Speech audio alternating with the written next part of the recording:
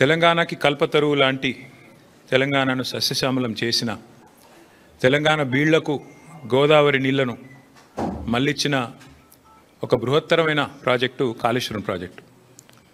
ఆ ప్రాజెక్టు మీద కాంగ్రెస్ పార్టీ ఎలక్షన్లకు 3-4 ఏళ్ల ముందు నుంచే భయంకరంగా విషం జిమ్ముతూ మొదటి రోజు నుంచి ఈ ప్రాజెక్టును బద్నాం చేయాలన్న ప్రయత్నం ఎంత గట్టిగా చేసిందో, ఎట్లా ప్రజల మనసుల్లో లేని అనుమానాలను చొప్పించి అడ్డమైన ఆరోపణలు చేసి ఇష్టం వచ్చినట్టు నోటికి ఎంత వస్తే అంత మాట్లాడి మళ్ళీ ప్రభుత్వం వచ్చిన తర్వాత కూడా అదే ట్రెండు అదే వరుస తప్ప ఇంకోటి లేనేలేదు.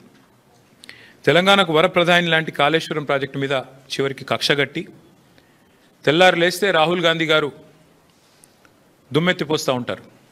బీజేపీ జేబు సంస్థ సిబిఐ, బీజేపీ జేబు సంస్థ ఐటీ అంటూ తెల్లారు లేస్తే కాంగ్రెస్ ప్రభుత్వం, కాంగ్రెస్ పార్టీ జాతీయ నాయకత్వం జాతీయ స్థాయిలో సిబిఐ అంటేనే అది జేబు సంస్థ బీజేపీకి అని చెప్పి దుమ్మెత్తిపోస్తూ ఉంటారు.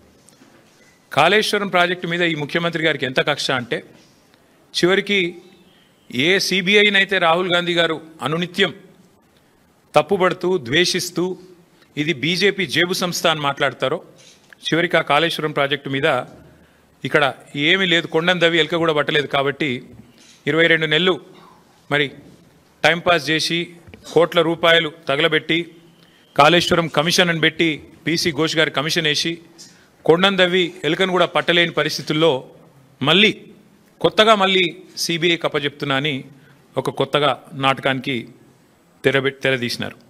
నేను ఇవాళ ముఖ్యమంత్రి గారిని అడుగుతా ఉన్నా, రాష్ట్ర వ్యాప్తంగా ఇవాళ ప్రజలకి మీరు ప్రజల సొమ్ముతో ప్రతి పత్రికలో ఇవాళ అడ్వర్టైజ్మెంట్లు, ఫుల్ పేజ్ అడ్వర్టైజ్మెంట్లు ఇచ్చినారు. ఏమని? మల్లన్న సాగర్ నుంచి నీళ్లు తీసుకొచ్చి మూసీకి అనుసంధానం చేసే ప్రాజెక్టుకు, బృహత్ ప్రాజెక్టుకు ముఖ్యమంత్రి గారు ఇవాళ శంకుస్థాపన చేస్తున్నారు అని చెప్పి మరి ఫుల్ పేజ్ ప్రకటనలు ఇచ్చినారు. ఈ ముఖ్యమంత్రి గారికి కానీ కాంగ్రెస్ ప్రభుత్వానికి కానీ కనీస సిగ్గుందా అని నేను అడుగుతా ఉన్నా. కనీస మాత్రం ఇంగితం ఉందా? కనీస మాత్రం సోయి ఉందా మీకు? సరిగ్గా వారం కిందట, ఇదే సోమవారం నాడు, వారం రోజుల కిందట కాళేశ్వరం ప్రాజెక్టు మీద కక్షగట్టి సిబిఐ ఎంక్వైరీ అని పెట్టినారు. మరి ఈరోజు ఈ సోమవారం రోజు కేసీఆర్ గారు కట్టిన అదే కాళేశ్వరం ప్రాజెక్టు మీద ఆధారపడ్డ మూసీ జలాల అనుసంధానం అని పెట్టి ఇవాళ శంకుస్థాపన చేస్తూ ఉన్నారు. ఇక్కడ విచిత్రం ఏంటంటే, కాకపోతే ఎవరైనా మనిషి జ్ఞానం ఉన్నవాడైతే తల దగ్గర శంకుస్థాపన చేస్తారు, తల దగ్గర చేస్తారు. ఎక్కడైతే నీళ్లు ఉన్నాయో, ఎక్కడి నుంచి అయితే నీళ్లు తేవాలనుకుంటున్నారో అక్కడ శంకుస్థాపన చేస్తారు. కేవలం తలా తోక లేని వాళ్ళే తోక దగ్గర చేస్తారు. ఎందుకంటే బాధ ఏముంది ఈయనకి? మల్లన్న సాగర్ దగ్గర పోయి శంకుస్థాపన చేస్తే ఏం చెప్పాలా? ఎదురుగా కళ్ళు దొబ్బినాయా, నీకు కనబడతలేవా, అవి కాళేశ్వరం నీళ్లు కాదా అని ప్రజలు అడుగుతారు, రైతులు అడుగుతారు. ఇవి కాళేశ్వరంలో వచ్చిన నీళ్లు కావా అని సోయినవాడు ఎవడైనా అడుగుతాడు, మీడియా అడుగుతుంది, అందరూ అడుగుతారు. సమాధానం చెప్పలేరు. ఎందుకంటే కాళేశ్వరం కొట్టుకపోయింది, కాళేశ్వరం ఇదయింది అదయింది అని దిక్కుమాలిన మాటలు మాట్లాడిందే మీరు. కాబట్టి ఏం చేయాలా? తలా తోక లేని సన్నాసులు చేసే పని ఏదైతే చేయాలో తోక దగ్గర చేస్తున్నాడు ప్రారంభోత్సవం. తల దగ్గర చేయకుండా, మల్లన్న సాగర్ దగ్గర కాకుండా తోక దగ్గర అంటే గండిపేట దగ్గర చేసే ప్రయత్నం చేస్తూ ఉన్నారు. ఎందుకు? మీ అబద్ధాలను కప్పిపుచ్చుకోవడానికి. మీరు ఇన్ని రోజులు వాగిన వాగుడంతా చెత్తవాగుడు అని ప్రజలకు తెలుస్తుంది. కాబట్టి ఇవాళ మీరు ఎన్ని దిక్కుమాలిన మాటలు మాట్లాడినా చివరికి మళ్ళీ కాళేశ్వరమే మీకు దిక్కయింది. కాబట్టి ఇవాళ మొహం చెల్లక, మల్లన్న సాగర్ దగ్గర శంకుస్థాపన చేయడానికి మొహం చెల్లక ఈ ముఖ్యమంత్రి గారు, ఈ ప్రభుత్వం 1,00,000 కోట్ల అవినీతి, కూలిపోయింది, కాళేశ్వరం కూలేశ్వరం అయిపోయింది అని మాట్లాడిన మాటలు ఏవైతున్నాయో వాటి నుంచి తప్పించుకోవడానికే ఈరోజు గండిపేట దగ్గర ఒక డ్రామా చేస్తూ ఉన్నారు. అంటే ఒకటి చెప్పకనే చెప్పినట్టు మాత్రం ఈ ప్రభుత్వం అయ్యింది.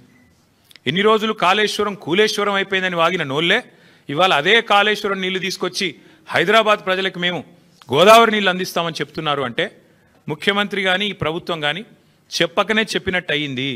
కాళేశ్వరం మరి తెలంగాణకు కల్పతరువు, తెలంగాణకు కామధేనువు అని మొదటి నుంచి మేమేదైతే చెప్తున్నామో అది అక్షర సత్యం అని కాంగ్రెస్ ప్రభుత్వమే ఇలా ఒప్పుకున్నట్టు అయింది.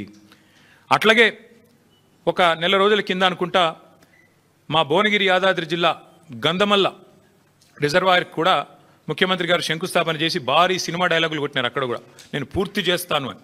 ఎక్కడికి వస్తున్నాయి? ఎక్కడి నుంచి వస్తున్నాయి? గంధమల్లకు నీళ్లు. అదే కాళేశ్వరంలో అంతర్భాగమైన కొండపోచమ్మ సాగర్ నుంచే కదా దానికి కూడా నీళ్ళు వచ్చేది. ఇవాళ మల్లన్న సాగర్ నుంచి గండిపేటకు నీళ్లు తరలించి శంకుస్థాపనలు, ఆ రోజు కొండపోచమ్మ సాగర్ నుంచి గంధమల్లకు నీళ్లు తరలించడానికి శంకుస్థాపనలు, మరొక వైపు ఏమో కాళేశ్వరం మీద శాపనార్థాలు. ఇంతకంటే అరాచకమైన, ఇంతకంటే సిగ్గుమాలిన ప్రభుత్వం ఈ దేశంలో ఉన్నదా అని అనక తప్పడం లేదు. ముఖ్యమంత్రి గారి వైఖరి చూస్తూ ఉంటే కాళేశ్వరం నీళ్లు వాడుకుంటూ, కాళేశ్వరం ప్రాజెక్టును పూర్తి స్థాయిలో వినియోగించుకుంటూ, దానివల్ల కీర్తి కోసం ప్రయత్నం చేస్తూనే మరొక వైపు కాళేశ్వరాన్ని బద్నాం చేసే ప్రయత్నం చూస్తుంటే తల్లిపాలు దాగి రొమ్ము గుద్దడం అనే సామెత కూడా గుర్తొస్తూ ఉన్నది. నిజంగా చెప్పాలి అంటే ఇవాళ మీరు శంకుస్థాపన చేయాల్సి వస్తే మల్లన్న సాగర్ దగ్గర చేయాలి, లేదా కొండపోచమ్మ సాగర్ దగ్గర చేయాలి. కానీ గండిపేట దగ్గర చేస్తూ ఉన్నారు. గుండెకాయను వదిలిపెట్టి గండిపేట దగ్గర మీరు చేస్తున్నారంటేనే మీరు ఎంత ఇబ్బంది పడుతున్నారో ఈ విషయంలో ప్రజలకు కూడా అర్థమవుతుందని చెప్పి నేను అనుకుంటా ఉన్నా. కొందరిని కొంతకాలం మోసం చేయొచ్చు, కానీ అందరినీ ఎల్లకాలం మోసం చేయలేం. ఇప్పటికైనా రేవంత్ రెడ్డి గారు, కాంగ్రెస్ పార్టీ ఈ విషయం గమనిస్తే మంచిది. అట్లాగే ఇంకొక మాట కూడా నేను చెప్తా ఉన్నా. ఇవాళ ముఖ్యమంత్రి గారు సమాధానం చెప్పాలి కొన్ని విషయాలు. ఇవాళ మీరు తెస్తున్నది కాళేశ్వరం నీళ్ళ కాదా? ఇవాళ మీరు తీసుకొస్తున్నది ఇక్కడ గండిపేటకి కాళేశ్వరం జలాలా కాదా? స్పష్టంగా చెప్పాలి. ప్రతిపక్షంలో ఉన్నప్పటి నుంచి ఈరోజు దాకా కాళేశ్వరాన్ని విఫల ప్రాజెక్టుగా చిత్రీకరించే ప్రయత్నం చేసినందుకు, చేసి కూడా ఫెయిల్ అయినందుకు, దాని మీద కమిషన్ లేసి కూడా అట్టర్ ఫ్లాప్ అయినందుకు, మళ్ళీ ఇవాళ సిబిఐ ఎంక్వైరీ పేరిట మోసం చేయబోతున్నందుకు ముందుగా ముఖ్యమంత్రి గారు ఈ రాష్ట్ర ప్రజలకు క్షమాపణ చెప్పాలని చెప్పి మేము డిమాండ్ చేస్తూ ఉన్నాం. ఎందుకంటే ఎంత అరాచకమైన, ఎంత నికృష్టమైన బుద్ధి ఉన్నవాడైనా సరే ఇంత దిగజారుడు పని చేయరు. సొంత రాష్ట్రాన్ని తులనాడే పని, ప్రజల సొమ్ముతో కట్టిన ప్రాజెక్టును విఫల ప్రాజెక్టుగా చిత్రీకరించే పని చేయరు. కానీ ముఖ్యమంత్రి గారు ఆ ప్రయత్నం చేస్తూ ఉన్నారు. అట్లాగే నేను గుర్తు చేస్తూ ఉన్నా ముఖ్యమంత్రి గారికి, మొదటి నుండి మేము చెప్తున్న మాట, కాళేశ్వరం అంటే ఒక బ్యారేజ్ కాదు, కాళేశ్వరం అంటే ఒక రిజర్వాయర్ కాదు, కాళేశ్వరం అంటే ఒక కాలువ కాదు, కాళేశ్వరం అంటే ఒక మల్లన్న సాగర్, కాళేశ్వరం అంటే ఒక కొండ పోచమ్మ సాగర్, కాళేశ్వరం అంటే ఒక రంగనాయక్ సాగర్, కాళేశ్వరం అంటే ఒక అనంతగిరి రిజర్వాయర్, కాళేశ్వరం అంటే ఒక గంధమల్ల, కాళేశ్వరం అంటే ఒక బస్వాపూర్ రిజర్వాయర్, కాళేశ్వరం అంటే ఒక రాజరాజేశ్వర సాగర్ మిడ్మానేర్, కాళేశ్వరం అంటే ఎస్ఆర్ఎస్పి పునరుజ్జీవ పథకం. మొత్తంగా కాళేశ్వరం అంటే 3 బ్యారేజీలు, 15 రిజర్వాయర్లు, 19 సబ్స్టేషన్లు, 21 పంపింగ్ స్టేషన్లు, 203 కిలోమీటర్ల సొరంగ మార్గాలు, అట్లాగే 1531 కిలోమీటర్ల గ్రావిటీ కాలువలు, 98 కిలోమీటర్ల ప్రెషర్ మెయిన్స్. కాళేశ్వరం అంటే 141 టీఎంసీల స్టోరేజ్ కెపాసిటీ, 530 మీటర్లకి నీళ్ల ఎత్తిపోతల పథకం, multi stage lift irrigation project, ప్రపంచంలోనే అతిపెద్ద లిఫ్ట్ ఇరిగేషన్ ప్రాజెక్ట్ కాళేశ్వరం. ఇది వాస్తవం. కాళేశ్వరం ద్వారా ఇప్పటిదాకా 1 కాదు 2 కాదు, ఏకంగా 240 టీఎంసీల నీటి వినియోగం జరిగింది. ఇది అక్షర సత్యం. దానివల్ల 20 లక్షల ఎకరాలకి, మనం ఏం చెప్పడం కాదు, శాసనసభలో అక్బరుద్దీన్ ఓవైసీ గారు అడిగినారు, మీరేమో కాళేశ్వరం ద్వారా 1 ఎకరానికి నీళ్ళు రాలేదని చెప్తున్నారు, మరి మీరు ఇచ్చిన పుస్తకంలోనే 20 లక్షల ఎకరాలకు నీళ్ళు ఇచ్చినట్టుగా ఉన్నది, ఏది నమ్మాలా? మీ ప్రభుత్వానికి కనీసం కుడి చేయికి ఎడం చేయికి సయోధ్య ఉన్నదా అని స్వయంగా ఇవాళ మీ మిత్రపక్షంగా వ్యవహారం చేస్తున్న అక్బరుద్దీన్ ఓవైసీ గారు కూడా అడిగే పరిస్థితి వచ్చింది అంటే మీరు అర్థం చేసుకోండి. అట్లాగే అక్బరుద్దీన్ ఓవైసీ గారు అడిగినారు మొన్న, కాళేశ్వరం ఏదో కొట్టుకుపోయిందని మీరు అంటున్నారు, కానీ అక్కడ 12 లక్షల క్యూసెక్కుల వరద వచ్చినా నిక్షేపంలాగా ఉన్నది కదా బ్యారేజీ, మీరు అన్నట్టుగా ఏం లేదు, మీరు చెప్పేది తప్పు అనే మాట కూడా అక్బరుద్దీన్ ఓవైసీ గారు అడిగినారు. అట్లాగే ఆయన ఇంకొక మాట కూడా అడిగినాడు, 20 నెలలుగా ఎందుకు రిపేర్ చేస్తలేరు మీరు, ఎందుకు మీరు ఇన్ని రోజులు రిపేర్ చేయకుండా ఉన్నారు అనే ప్రశ్న కూడా వారు అడిగినారు. ఇంకొక మాట కూడా ఈ సందర్భంగా ఇదే అవకాశంగా నేను తెలంగాణ ప్రజలకు కూడా విజ్ఞప్తి చేస్తా ఉన్నాను. మొదటి రోజు నుంచి కాంగ్రెస్, రాహుల్ గాంధీ నుంచి మొదలు పెడితే గ్రామ స్థాయిలో ఉండే కాంగ్రెస్ కార్యకర్త దాకా ఒకటే మాట, 1,00,000 కోట్ల కుంభకోణం, 1,00,000 కోట్ల కుంభకోణం. చివరికి వాళ్ళ పిల్లనిచ్చిన మామ రేవంత్ రెడ్డి గారికి, పద్మారెడ్డి గారు, ఆయన చెప్పారు 94,000 కోట్లు ఖర్చు అయిన ప్రాజెక్టులో ఒకవైపు నీళ్లు కనబడుతుంటే 94,000 కోట్ల ఖర్చైన ప్రాజెక్టులో 1,00,000 కోట్ల కుంభకోణం ఎట్లా జరుగుతుందండి, ఇది రాజకీయ ఆరోపణ తప్ప ఇంకోటి కాదు అని పిల్లనిచ్చిన మామ కూడా నవ్వుతూ కొట్టిపాడేసినా కూడా ఇంకా ముఖ్యమంత్రి గారి బుద్ధి మాత్రం మారడం లేదు.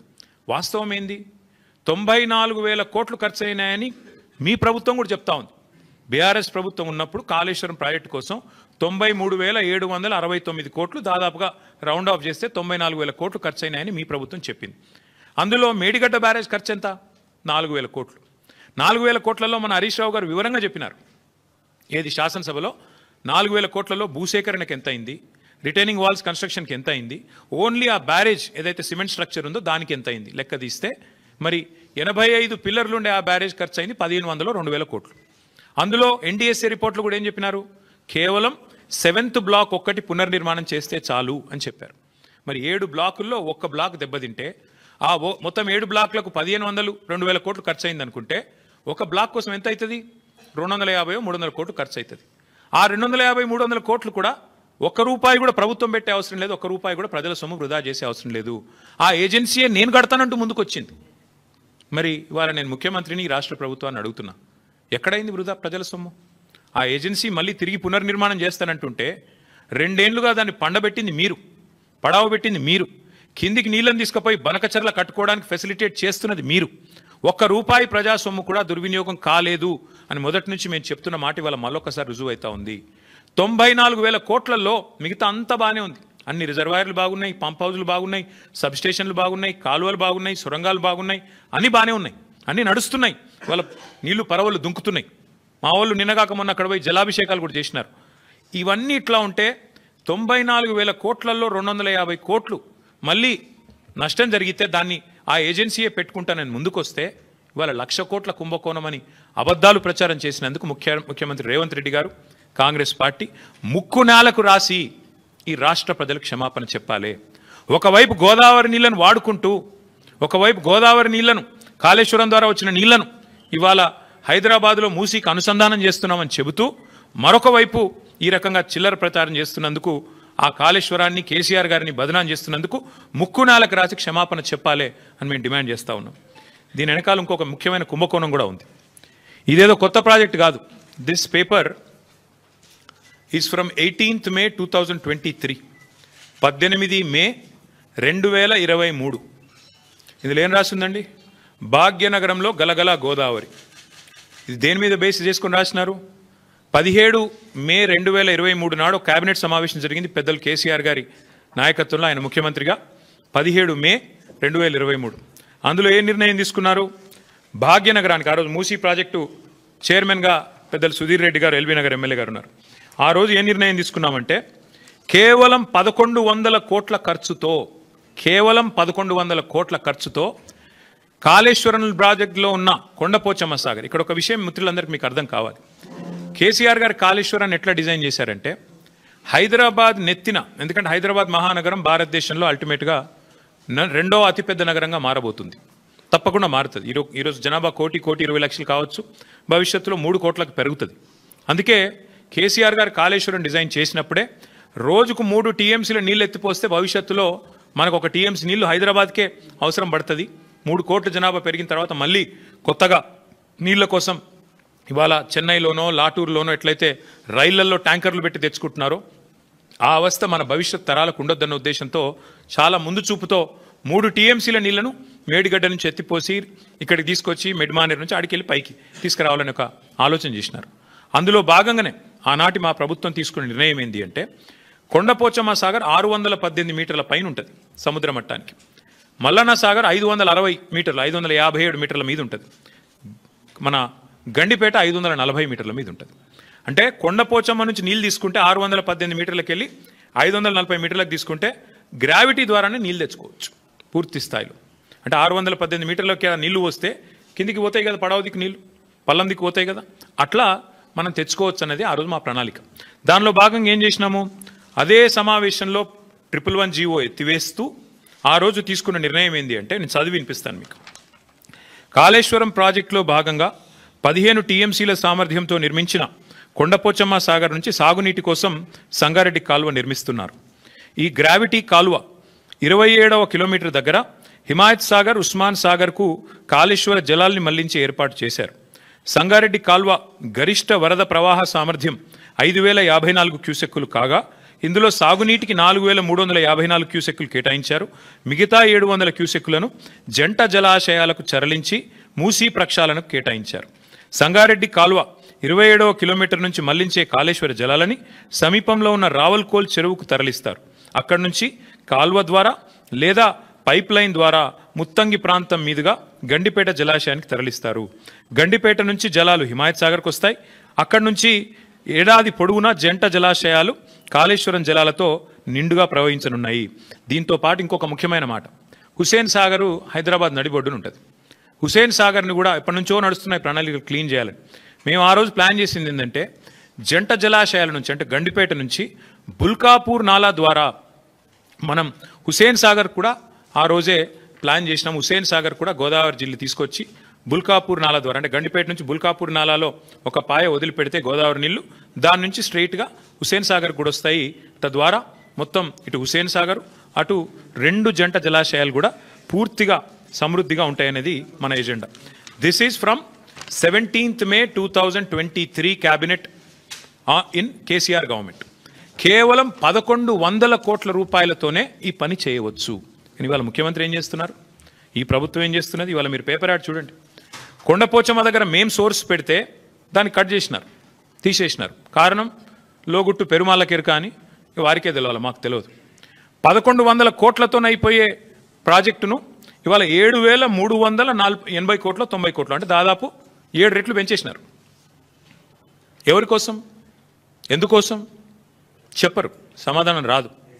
ఎందుకు? స్పష్టంగా మీరు కొండపోచమ్మ సాగర్ నుంచి గ్రావిటీ ద్వారా నీళ్లు తీసుకునే అవకాశం ఉన్నప్పుడు ఎందుకు పెంచుతున్నారు? ఏ కారణం చేత పెంచారు? మల్లన్న సాగర్ ఎందుకు మార్చారు సోర్సు? ఏం అవసరం వచ్చింది? ప్రభుత్వం సమాధానం చెప్పాలని మేము డిమాండ్ చేస్తున్నాం. మొన్న మీరు ఉత్తమ్ కుమార్ రెడ్డి గారి మాటలు విన్నారు శాసనసభలో. 35,000 కోట్లతోనైపోయే ప్రాణహిత చెవులను పక్కన పెట్టి మీరు 87,000 కోట్లు చేసినారు దీన్ని అని మాట్లాడినారు ఉత్తమ్ కుమార్ రెడ్డి గారు. నేను అడుగుతా ఉన్నా ఈ ప్రభుత్వాన్ని, అసలు మీకు సోయుందా, అవగాహన ఉందా నేను అడుగుతా ఉన్నా. ఎందుకంటే మనందరికీ తెలుసు కాళేశ్వరం ప్రాజెక్టులో ఏమేమి పెట్టినాము. కాళేశ్వరం ప్రాజెక్టులో మీరు ప్రాణహితాలో ఎన్నడూ కూడా స్టోరేజ్ పెట్టలేదు. 14 TMCల స్టోరేజ్ పెట్టినారు మీరు. అదే మేము 141 TMCల సామర్థ్యంతో 15 రిజర్వాయర్లు నిర్మాణం చేశాం. దానివల్ల సహజంగా ఖర్చు పెరగదా? రిజర్వాయర్లు కట్టాలా, ల్యాండ్ ఎక్విజిషన్ చేయాలా, పెరుగుతుంది. ఇంకోటి మీరు ప్రాణహిత చేవెళ్ళ డిజైన్ చేసింది 2006-07లో, మేము మొదలుపెట్టింది 15-16లో. మరి అప్పటికి ఇప్పటికి 8 ఏళ్ల తర్వాత స్టీల్ ఖర్చు పెరుగుతుంది, సిమెంట్ ఖర్చు పెరుగుతుంది, అన్ని ఖర్చులు పెరుగుతాయి కదా. రిజర్వాయర్ల సామర్థ్యం పెరిగింది, GST వచ్చింది, ఇంకా చాలా వచ్చినాయి. వాటన్నిటి తర్వాత అది పెరిగితేనేమో ఇది 2 రెట్లు 2.5 రెట్లు పెరిగితే అదేదో ఘోరం జరిగిపోయింది, అదేదో పెద్ద స్కామ్ అన్నారు. ఇవాళ నేను అడుగుతున్నా 7 రెట్లు ఎట్లా పెరిగింది కాస్టు? 1100 కోట్ల ప్రాజెక్టు 7,400 కోట్ల ప్రాజెక్టు ఎట్లా అయ్యింది? ఇది స్కామ్ కాదా? నేను ఇవాళ స్పష్టంగా చెప్తున్నా, మీడియా మిత్రులు దయచేసి మీరు పరిశోధించండి. వాస్తవం ఏంటి అంటే 150,000 కోట్ల మూసి బ్యూటిఫికేషన్ అని చెప్పి ముఖ్యమంత్రి గారు ప్రకటించగానే మేము అడ్డుపడ్డాం. హైదరాబాద్ ప్రజలు అడ్డుపడ్డారు, నిలదీసినారు. 16,000 కోట్లతో అయిపోయే ప్రాజెక్ట్ని 150,000 కోట్లు ఎట్లయితాయి అని మేము నిలదీస్తే ఇవాళ కొత్త స్టైల్ ఎత్తుకున్నారు. ఇన్నోవేటివ్ థింకింగ్ కదా. ఇన్నోవేటివ్ థింకింగ్లో భాగంగా ఏం చేసినారంటే స్కామ్ని కూడా ఇన్స్టాల్మెంట్లలో చేస్తున్నారు. 150,000 కోట్లు ఒకటేసారి టెండర్లు పిలిస్తే ఎందుకు ఇంత అయింది అంటే జవాబు లేదు. అందుకే విడతల వారి దోపిడీ. మొదలు 1100 7,700 చేయాలి, ఆ తర్వాత ఇంకోటి 5 రూపాయలు ఉన్నదాన్ని 40 రూపాయలు చేయాలి, పెంచుకుంటూ ఆఖరికి మొత్తం స్కామ్ మళ్ళీ 150 కోట్ల కాడికి తేవాలి. ఇది వీళ్ళ ఎత్తుగడ. నేను మళ్ళీ చెప్తా ఉన్నా, May 17, 2023 నాడు 1100 కోట్లతో కొండపోచమ్మ సాగర్ నుంచి గోదావరి నీళ్ళని తీసుకొచ్చి బ్రహ్మాండంగా రావల్కోల్ చెరువులో పోసి రావల్కోల్ చెరువు నుంచి గండిపేటకు నీళ్ళు తీసుకొచ్చే మార్గం గ్రావిటీ ద్వారా ఉంటే ఇవాళ మీరు 3 WTPలు ఎందుకు కడుతున్నారు? 5 పంప్ హౌస్లు ఎందుకు పెడుతున్నారు? ఎవరి లాభం కోసం పెడుతున్నారు అని ముఖ్యమంత్రి గారు నేను అడుగుతా ఉన్నా. ఇవాళ ఎట్లా పెరిగింది? కమిషన్లు దండుకోవడానికా, మొబిలైజేషన్ అడ్వాన్సులు ఇవ్వడానికా, కాంట్రాక్టర్లకు దోచిపెట్టడానికా? ఎందుకు తక్కువ ఖర్చుతో అయ్యేదాన్ని పక్కకు పెట్టి ఎక్కువ ఖర్చుతో చేస్తున్నారు? ఒక దిక్కు మీరే చెప్తున్నారు పైసలే లేవు, అప్పు ఉడతలేదు, ఒక్క పథకం ఇచ్చేందుకు ఏమీ లేదు అని పచ్చి అబద్ధాలు ఒక దిక్కు మీరే చెప్తారు. పార్లమెంటు చెప్పినా, కేసీఆర్ ప్రభుత్వం చేసిన అప్పు 2,80,000 కోట్లని పార్లమెంట్ చెప్పినా సిగ్గు లేకుండా మొన్న అసెంబ్లీలో కూడా 8 లక్షల కోట్లని ఒకరు, 7 లక్షల కోట్ల అప్పని ఇంకొకరు నోటికొచ్చిన అబద్ధాలు ఒకవైపు మాట్లాడుతున్నారు. ఒక దిక్కేమో తులం బంగారానికి పైసలు లేవు, ఆడబిడ్డలకు 2,500 ఇయ్యనికి పైసలు లేవు, 6 గ్యారంటీల అమలుకు పైసలు లేవు, ముసలోళ్ళకి 4,000 పెన్షన్ ఇయ్యనికి పైసలు లేవు, రైతు బంధు ఏడానికి పైసలు లేవు, ఇంకా చెప్తూ పోతే చాలా ఉన్నాయి. వీటికి పైసలు లేవు. కానీ 7,400 కోట్లతో ఎవరు అడగని ప్రాజెక్టును మాత్రం అర్జెంటుగా టేకాఫ్ చేయాల్సిన అవసరం ఎందుకు వచ్చింది ముఖ్యమంత్రి గారు? తప్పకుండా చెప్పాలని చెప్పి నేను డిమాండ్ చేస్తా ఉన్నాను. ఇందులో అవినీతి కోణమే కాదు, క్రిమినల్ కోణం కూడా ఉంది. ఈ ప్రాజెక్ట్ వెనకాల క్రిమినల్ కోణం కూడా ఉంది. మీకు యాదకుండాలే, ఆనాడు అదేదో వెలుగు పత్రికలో వచ్చింది సుంకిశాల, అది ఇవ్వండి, సుంకిశాల వెలుగు ఉంది, ఇక్కడ ఉంది. ఇగో ఇది వెలుగు పత్రికలో వచ్చింది. ఏమన్నది ఇలా, సుంకిశాల రిటైనింగ్ వాల్ కూలిపోతే HMWSB Hyderabad metro water supply and sewerage board నడుపుతున్నది ఈ ప్రాజెక్ట్ని, వాళ్ళ ఆధీనంలో నడుస్తున్నది. ఏం చెప్పారు ఇందులో, ఈ కాంట్రాక్టర్ ఎవరైతే ఉన్నారో ఆయన అర్జెంటుగా బ్లాక్ లిస్ట్ చేయండి, పక్కన పెట్టండి అని HMWSB మరి రిపోర్ట్ ఇచ్చింది అని వెలుగు పత్రిక, V6 వెలుగు సంస్థ వారిచ్చిన పత్రికా కథనం ఇది. మరి వాళ్ళు నేను అడుగుతున్నా ముఖ్యమంత్రి గారిని, ఏ ఏజెన్సీ అయితే బ్లాక్ లిస్ట్ మీరు చేయాలో, ఏ ఏజెన్సీని అయితే బ్లాక్ లిస్ట్ చేయాలో, ఎవరినైతే నేషనల్ హైవే అథారిటీ ఆ ఏజెన్సీని బ్లాక్ లిస్ట్ చేసింది. మన కేరళలో ఒక రహదారి వీళ్ళు నిర్మాణం చేసినారు, NH66, అక్కడ ఒక స్లోప్ ప్రొటెక్షన్ వాల్ కొలాప్స్ అయింది, వీళ్ళు కట్టిందే, సేమ్ ఇదే కంపెనీ కట్టింది. నేషనల్ హైవే అథారిటీ వాళ్ళు, కేంద్ర ప్రభుత్వం వాళ్ళేమో వాళ్ళని బ్లాక్ లిస్ట్ చేసినారు, డీబార్ చేసినారు. మరి మీరెందుకు చేస్తలేరు?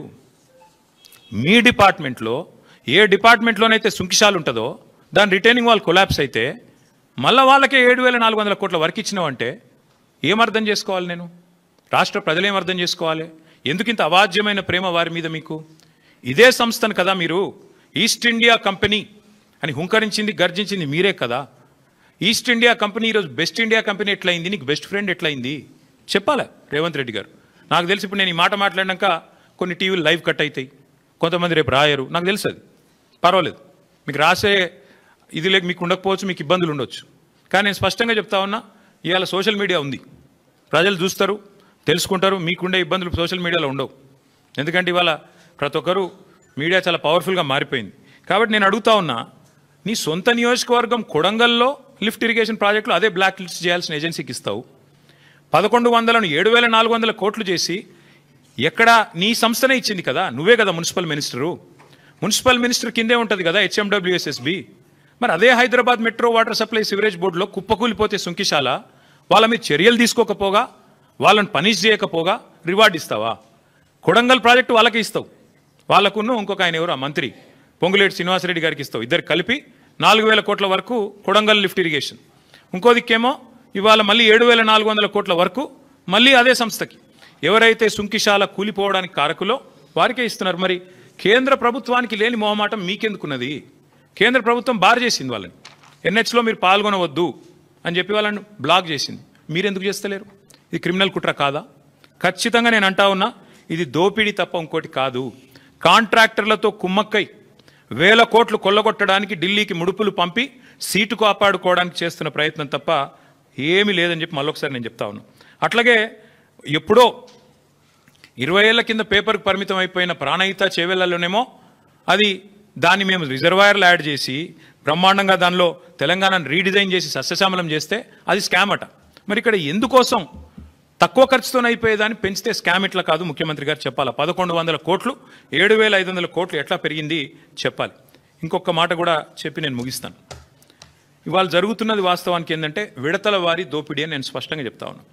ఒకేసారి 1,50,000 కోట్లు కాకుండా ముందు 7,400, ఆ తర్వాత నెక్స్ట్ ఇన్స్టాల్మెంట్లో మరొక 10,000, ఆ తర్వాత ఇంకో 20,000, ఈ పద్ధతుల్లో మూసీలో కూడా ముఖ్యమంత్రి గారు దోపిడీకి తెరలోపినారు.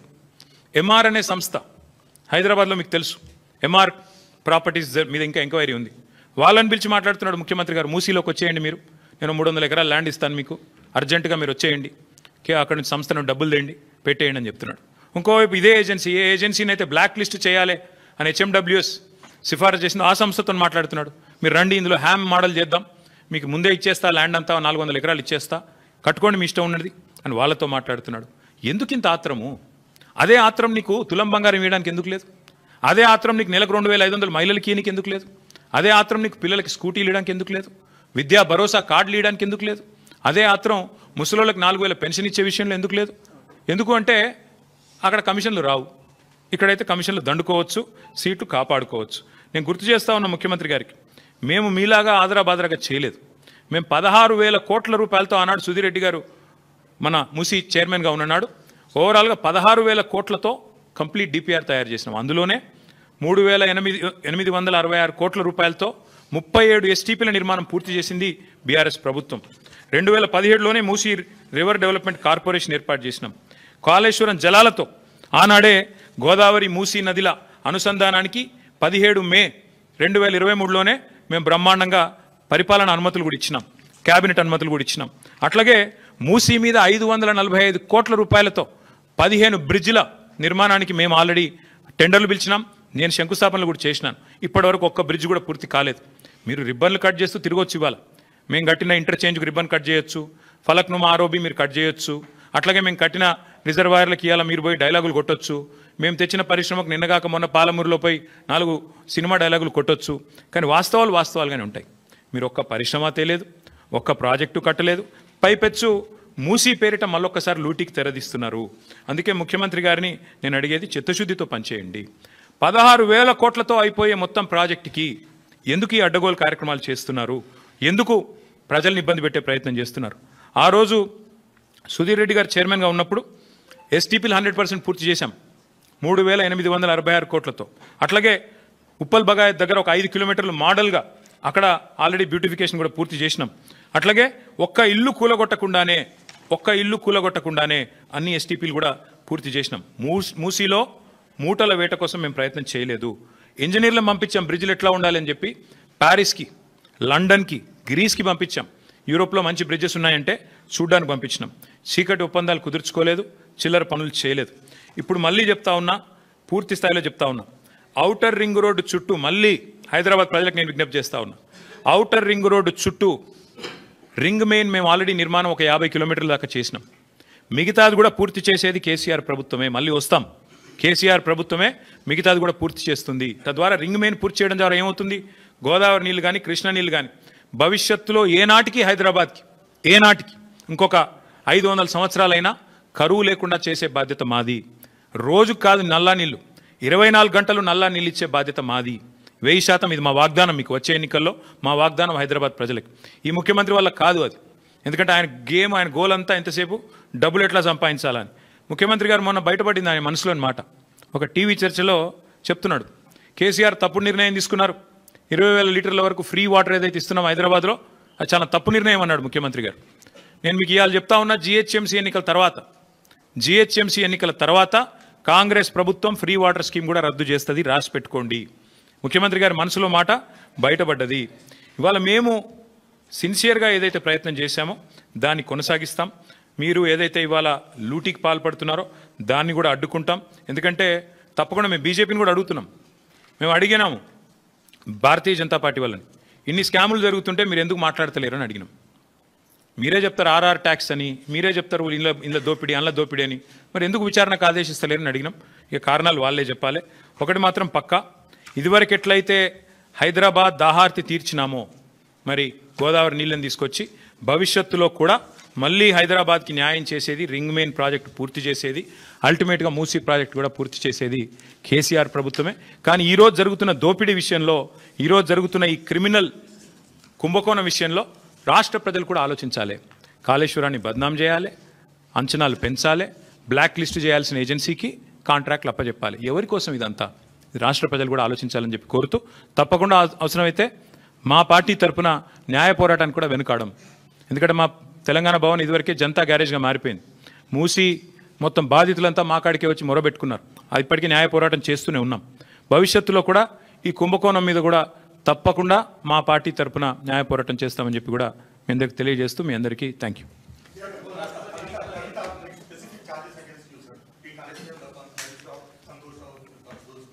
See Rahul, I'll tell you one thing. Whatever had to be discussed has been discussed in the party. Action has been taken. Once action has been taken, there is nothing further that I can add or comment. Because whatever had to be discussed internally on party forums, we have done that. And we have acted. And therefore, after the action has been taken, there is nothing further for me to comment or elaborate on. Thank you. Yes, ఇప్పుడు దాదాపు 20-25 రోజుల కింద అనుకుంటాను ఉపరాష్ట్రపతి ఎన్నికల ఘట్టానికి తెరలేసినప్పుడు మేము స్పష్టంగా చెప్పాం, రాష్ట్రంలో 70 లక్షల మంది రైతులు, ఈరోజు మనం ఈ నిమిషం ఎక్కడెక్కడైతే మాట్లాడుతున్నామో, ఈరోజు మనం ఇక్కడున్నాం హైదరాబాద్లో, లక్షల మంది రైతులు ఇవాళ క్యూలలో ఉన్నారు ఎరువుల దుకాణాల ముంగట. రాష్ట్ర వ్యాప్తంగా, ఒక జిల్లా కాదు అన్ని జిల్లాల్లో ఎక్కడికక్కడ కొట్టుకుంటున్నారు, మహిళలు కొట్టుకుంటున్నారు, మహిళా రైతులు. అంత అరాచకమైన పరిస్థితి ఉంది. 20-25 రోజుల కిందట మేము మా పార్టీ నుంచి డిమాండ్ చేసినాం, ఇది రాష్ట్ర ప్రభుత్వ వైఫల్యమా, కేంద్ర ప్రభుత్వ వైఫల్యమా, ఎవరిది అన్నది మీరు తెలుసుకోండి. కానీ రైతులకు ఎరువులు అందించండి. మీరు అందిస్తే తప్పకుండా మీకు మద్దతు ఇచ్చే అంశం పరిశీలిస్తామని చెప్పాం. We have nothing against the 2 candidates. ఇద్దరు మంచోళ్ళే కావచ్చు. Justice Reddy and CP Radhakrishnan ఇద్దరు కూడా మంచోళ్ళే కావచ్చు, మేము కాదంటలేదు. కానీ ఇవాళ వాళ్ళు ఇద్దరు అభ్యర్థులు కూడా 2 వ్యవస్థలకు ప్రతినిధులు. అటు ఎన్డీఏ, ఇటు ఇండియా, ఈ 2 కూటమిలకి వారు ప్రతినిధులు. వారు వ్యక్తులుగా కాదు నించున్నది, ఇండిపెండెంట్గా నించోలేదు. ఒకరు కాంగ్రెస్ తరపున, ఒకరు బీజేపీ తరపున నించున్నారు. ఇటు కాంగ్రెస్ అటు బీజేపీ ఇద్దరూ కూడా ఈ రాష్ట్ర రైతులను వేధిస్తున్నారు, సతాయిస్తున్నారు, చావగొడుతున్నారు. వాళ్ళు ముష్టి యుద్ధాలకు తిరిగే ఒక అరాచక పరిస్థితి తెచ్చిపెట్టినారు. 20-25 రోజుల కింద మేము హెచ్చరించినా, అప్రమత్తం చేసినా ఇంతవరకు కేంద్ర ప్రభుత్వం స్పందించలేదు, రాష్ట్ర ప్రభుత్వం స్పందించలేదు. అందుకే 70 లక్షల మంది తెలంగాణ రైతన్నల తరపున మేము నిర్ణయం తీసుకున్నాం. నిజానికి నోటా ఉంటే ఎన్నికలు బహిష్కరించడం మంచిది కాదు, ప్రజాస్వామ్య ప్రక్రియలో పాల్గొనాలి. నోటా అనే బటన్ ఉంటే అందులో నోటా కొత్తటోళ్ళం, కానీ నోటా లేదు. అటో ఇటో రెండిట్లో ఏదో ఒకటి చేయాల్సిన పరిస్థితి ఉంది. అందుకే ఈ ఎన్నికలు మేము we're abstaining, we're not going to participate as a party. నిన్నగాక మొన్న 2 రోజుల కిందట మా రాజ్యసభ ఫ్లోర్ లీడర్ సురేష్ రెడ్డి గారిని, అదేవిధంగా అందుబాటులో ఉన్న రాజ్యసభ సభ్యుల్ని పెద్దలు కేసీఆర్ గారు లంచ్కి పిలిచారు. మీటింగ్ కూడా అయింది, చర్చ కూడా జరిగింది ఏం చేద్దామని. చర్చించిన తర్వాతనే, అందుబాటులో ఉన్న ముఖ్యులతో కూడా చర్చించిన తర్వాతనే నిర్ణయం తీసుకున్నారు. ఈ ఎలక్షన్లో మేము ఎవరికి కూడా సబార్డినేట్ కాదు, ఎన్డీఏ సబార్డినేట్ కాదు, మేము ఇండియా సబార్డినేట్ కాదు, మేము తెలంగాణ ప్రజలకు సబార్డినేట్ అంతే. కాబట్టి తెలంగాణ ప్రజల పక్షాన వారి బాధను వ్యక్తం చేయడానికి ఇది ఒక వేదికగా వాడుకుంటున్నాం. తెలంగాణ రైతుల పక్షాన ఈ ఎన్నికల్లో మేము పాల్గొనబోట్లేదు. We're going to abstain.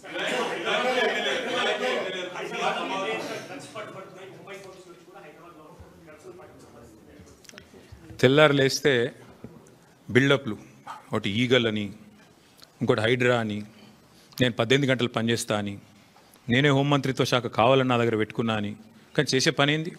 నిమజ్జనం కాడికి పోయి ఇట్లా చూసినట్టు చేసుడు యాక్టింగు, లేదంటే మా సోషల్ మీడియాలో ఏ పిల్లగాడు ఏం పోస్టులు పెడుతుండో చూసుడు, రీట్వీట్ వస్తే 20 రోజులు జైల్లో పెట్టుడు, సోయి లేదా కేసీఆర్ మీద సిబిఐ కేసు.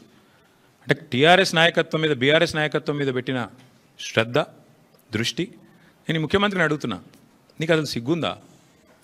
మహారాష్ట్ర పోలీసు వాళ్ళు వచ్చి ఇక్కడ నెలల తరబడి ఆ కంపెనీలో కూలీలుగా చేరి, కార్మికులుగా చేరి, నెలల తరబడి పరిశోధించి, చివరికి అది డ్రగ్స్ అని తెలుసుకున్న తర్వాత, నిర్ధారించుకున్న తర్వాత, నీకు ఖబర్ లేకుండా, నీ పోలీసు వాళ్ళకి ఖబర్ లేకుండా, నీ ఇంటెలిజెన్స్ వ్యవస్థ కుప్పగూలిపోయి వాళ్ళు వచ్చి దాడి చేసి, మహారాష్ట్ర పోలీసు వాళ్ళు వచ్చి హైదరాబాద్లోని చర్లపల్లిలో దాడి చేసి 12,000 కోట్ల డ్రగ్స్ పట్టుకున్నారు. నేను ముఖ్యమంత్రిని అడుగుతున్నా, నీకేమైనా ముడుపులు ముట్టినాయి? ఇలా 12,000 కోట్లు 21 నెలల నుంచి ఏం చేస్తున్నావు? నీ ఈగల్ ఏం చేస్తుంది? నీ హైడ్రా ఏం చేస్తుంది? నీ హోంమంత్రిత్వ శాఖ ఏం చేస్తుంది? నీ పోలీస్ ఇంటెలిజెన్స్ ఏం చేస్తుంది? ముడుపులు తీసుకోవడంలో బిజీగా ఉన్నారా? ఎట్లా? హైదరాబాద్లోని చెర్లపల్లిలో 12,000 కోట్లు. ఇది భారతదేశంలోనే 2వ అతిపెద్ద డ్రగ్స్ ఇప్పటిదాకా దొరికింది. ఇదివరకు ఒకసారి గుజరాత్లో దొరికింది 21,000 కోట్లు, ఇప్పుడు రెండోసారి 12,000 కోట్లు. సిగ్గులేని విషయం ఏంటంటే, సిగ్గుపడాల్సిన విషయం ఏంటంటే, మన పోలీసులకు ఖబర్ కూడా లేదు. మహారాష్ట్ర పోలీసులు వచ్చి దాడి చేసేదాకా మన పోలీసులకు ఖబర్ కూడా లేదు. ముఖ్యమంత్రి గారికి ముడుపులు అందినాయి అనేది నా అనుమానం. అందుకే చూస్తున్నట్టు వేయండేమో, లేదా ముఖ్యమంత్రి బిజీగా ఉన్నాడేమో. ఏది? ఎవడు రీట్వీట్ అవుతుండు వాని మీద కేసు పెట్టుర్రి, ఎవడు పోస్ట్ పెడుతుండే వాని అర్జెంట్ లోపలేయండి, లేదా గణేష్ కాడపోయి కొద్దిగా స్టెంట్ కొట్టినట్టు చేద్దాం, అక్కడ కేసీఆర్ పాటలు బాగా పెడుతురు, పోలీసు వాళ్ళు డీజే బాక్సులు గుంజుకోవాలి, యాంప్లిఫైర్లు గుంజుకోవాలి. గదే పని ఏమున్నది ఇవాళ పోలీసులకు రాష్ట్రంలో పని? పాపం పోలీసుల బండ్లలో డీజిల్ దిక్కులేదు. మేము మమ్మల్ని అరెస్ట్ చేస్తుంటే హరీష్ రావు గారు అడిగినారు, ఏమైనా నీకు టీఏ వచ్చిందని అడిగారు. పాపం ఆయన నవ్వుతుండు పోలీసు ఆయన. డిఏ వచ్చినాదా, టీఏ వచ్చినాదా, మీ బండ్లలో డీజిల్ అని వస్తున్నాదా అంటే చెప్పలేకపోతున్నారు, పోలీసు వాళ్ళు నవ్వుతున్నారు. అట్లాంటి పరిస్థితి ఉన్నది వాళ్ళు. అందుకే ఈ రాష్ట్ర హోంమంత్రికే ముడుపులు అందినట్టుగా నాకైతే అనుమానం ఉంది.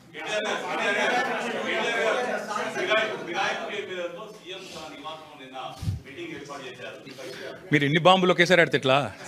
అయితే బ్రదర్ సింపుల్, ఇందులో ఏం చర్చ చేయాల్సిన అంశం కూడా ఏం లేదు. వాస్తవం ఏంటంటే already the PCC president has turned approver. PCC president తన నేర ఆరోపణను, అభియోగాన్ని ఒప్పుకున్నాడు ఆల్రెడీ బహిరంగంగా.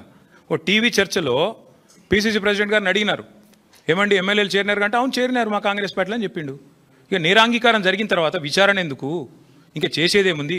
PCC president has turned approver. One of the MLAs also has turned approver. Kadiyam Srihari చెప్పిండు ఓపెన్గా, నేను కాంగ్రెస్ పార్టీలో చేరినా. మొన్ననే చెప్పిండు. తెచ్చుకోండి, బైట్స్ ఉన్నాయి కదా. స్పష్టంగా అప్రూవర్గా మారిపోయిన తర్వాత పీసీసీ అధ్యక్షుడు, కాంగ్రెస్ పార్టీ అధ్యక్షుడు, ఇంకా విచారణ ఏముంది, ఇంకోటి ఏముంది చేయనికే? అందులో మళ్ళీ ముఖ్యమంత్రి గారు సమావేశం పెట్టుడు ఏముంది? అసలు నాకు అర్థం కాదు. ఏం సందేశం ఇస్తున్నారు? తెల్లారలేస్తే కాన్స్టిట్యూషన్ బుక్ పట్టుకొని తిరుగుతారు. ఇక్కడ మీ పీసీసీ ప్రెసిడెంట్ అప్రూవర్ అయిపోయిండు, మీ ఫిరాయించిన ఎమ్మెల్యేలు అప్రూవర్లు అయిపోయినరు. కొత్తగా ఏముంది పరిశోధించి విచారించి సాధించేది? ఏం లేదు కదా. ఐ థింక్ ఇక విల్ స్టాప్ హియర్. ఇక మిగతా విషయాలు అందున్నాయి, మళ్ళీ మాట్లాడుకుందాం. కాకపోతే ఈ మూసీ కుంభకోణం దయచేసి అది చూడండి కొద్దిగా. మీరు రేపు రాస్తారో రాయరో మరి ఎవరేందో కూడా ప్రజలు చూస్తారు. ఎవరు రాస్తారో ఎవరు రాయరో కూడా ప్రజలు చూస్తారు.